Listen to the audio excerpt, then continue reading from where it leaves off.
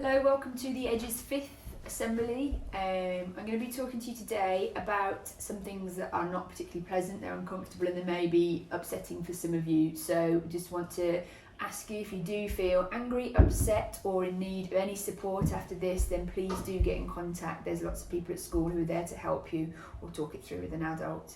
I'm going to be talking to you today about the Black Lives Matter movement and what's been going on across the country and across the world at the moment in the last few weeks. On the 25th of May, George Floyd was unarmed and he was arrested for using a fake $20 note. While he was handcuffed, a police officer, Derek Chauvin, put his knee on George Floyd's neck for 8 minutes and 46 seconds.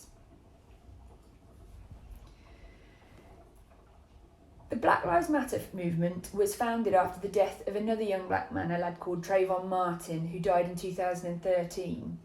He was visiting a friend and he had been to the shop and he was walking through a neighbourhood where he didn't live. And a white man saw him and thought that he looked suspicious. So this man called the police. We don't know what went on after that, but at some point there was an altercation and the white man shot Trayvon Martin. He died, and at first it was deemed that there was no case to answer to. So in America, obviously they have very different laws to us, and they have laws in certain states called stand your ground, which is that if you feel threatened, you are allowed to open fire and shoot. And this man's argument was that he felt threatened. The Black Lives Matter campaign has fought to bring this to trial and to try and get justice for Trayvon Martin.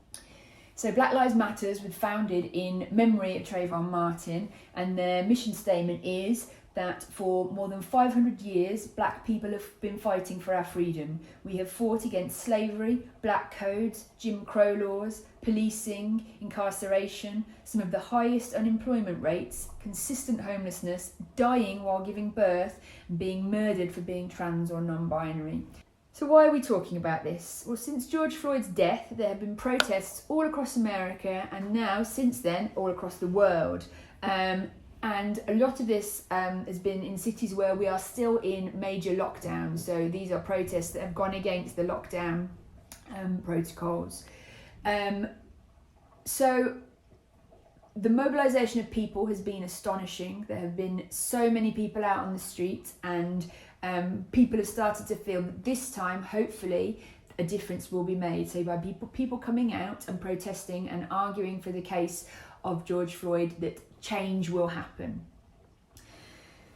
Influential figures have also spoken out, so footballers, singers. You will see that lots of businesses and companies have spoken out against racism and said that not only are they not racist, they are now anti-racist. So adverts have been on the television. You may have had emails from companies that you've used setting out what they plan to do to help with the inequality in society. And lots of people, again, have felt that this time there could be major changes.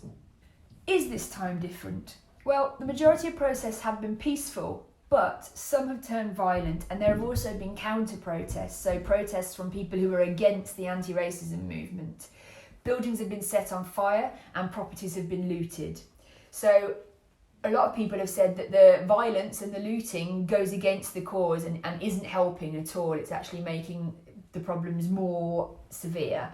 And then other people have said that actually if the police had handled the protests differently, then maybe it wouldn't have turned violent. And we've seen a lot less violence in this country than we have in other countries, and we are very fortunate, but we have still seen incidences of this. How can we express anger at the system without becoming violent? We tend to focus a lot on the situation in America, and of course these events were triggered by an event in America. However, each country has to accept the problems that they have, and our political and our economic and our policing structures are very, very different. So we need to think a little bit about how the Black Lives Matter movement can represent the British voice, the black British people. I felt like someone had personally attacked me or done something to hurt me personally. The image of a white male police officer kneeling on a black man's neck. Triggering is not the right word to use, but there's a internal fire within me that starts to burn like a furnace. And I get angry, I get mad, and I want to do something about it. I was disgusted. I still haven't been able to watch the full 9 minutes. I think it's traumatic. I think the first thing that I think is, what if that was my brother, my boyfriend, my husband, my dad? Like we're reliving the same movie every year. There's like a new list of black people that are being killed. We see things like this all the time. I think sometimes, even as black people, even though we're shocked, we're also desensitized to it. It was 2015. There was a period in time where there was just people dying literally every week, and it was, I can't breathe, don't shoot, got my hands up. At the end of that, the person that I started to become was just angry. And I think that's really what is so corrosive and dangerous about institutional racism, is that you can feel emotionally and physically hurt, even though it happens to someone across the other side of the world. Strangulation is how you would best describe it, because a system of oppression isn't something that's sort of a, quick assault. You know, it happens over time and it sort of keeps a chokehold. And the chief of the Minneapolis police has said that Mr. Floyd died in our hands. Silence in action means you are complicit. If there was one solitary voice that would have intervened and acted, that's what I would have hoped for. That did not occur. So not only did one police officer kneel on George Floyd's neck, but there were other police officers standing by who allowed that to happen. And what he has said is that they are complicit. Complicit means they were involved in the crime because they knew what was happening. They knew it wasn't right and they did nothing. Barack Obama, the former president of the United States, he said, there is a change in mindset that is taking place, a greater recognition that we can do better. This is due to the mobilisation of young people across the country who've put themselves out on the line to make a difference. So what can you do? What can we do as a community? And how can we impact on the society and make it more equal and more fair? These are just a few ideas. I would love to hear if you have other ideas and if you have things that you would like us to do as a school and as a community. If you see examples of intolerance and racism, speak up, say something. Don't be that person that stands by and lets it happen. Teach others about the barriers being faced. If you've experienced racism, if you have seen it, talk about it. Don't be afraid to discuss it.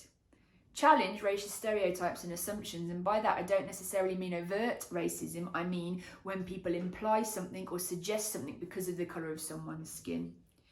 Listen and learn from other people's experiences, and I think that is what has been really powerful in this protest movement.